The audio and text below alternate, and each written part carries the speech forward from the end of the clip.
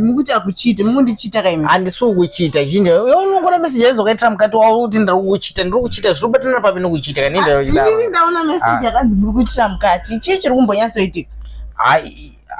iwe seiyo wangomhanya kutora foni waverenga zvakakwana here mukundichita kaimi zvisizvo nyatsa kuvhura message uverenge indakane kuita mukati wakutotaura zvekukuchita uyu akanzi Shalo uyu ndiani Shalo ndozvekubasa nyatsa kuvhura zvakakwana one ndozvekubasa kwedu zvandaitaura izvizvi ona andikuona message video iri ndozvekubasa kwedu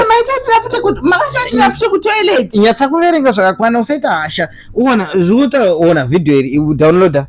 ona pakutaura kunzi vakomana vaitira mukati mutoilet nevaitira kunze kwebuilding tavaona iwewo waiitira mukati mutoilet ona tasa video downloada sorry zvini anyatsa tasa video andikuona ripa fast forward zvaro ona uyo ari kumhanya enda kunoita weti kuseri kwebuilding ona building ine kamera kunoku iri kuzvikutooneka zvese izvi uyo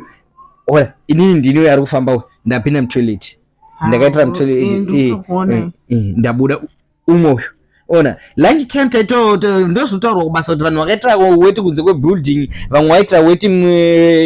ona ini ndaitira mutoilet anomboitira weti kunze ngona ipapo kanzi maitira mukati tatofungidzira kuti umwe nhumbu nemwe mukadzi akutouya ndozvaungabva wachinja fesi utoti mufaro wese mapicha ekubicha tachona usazongofungira zina basa sorry zveni ndatofunga ipapo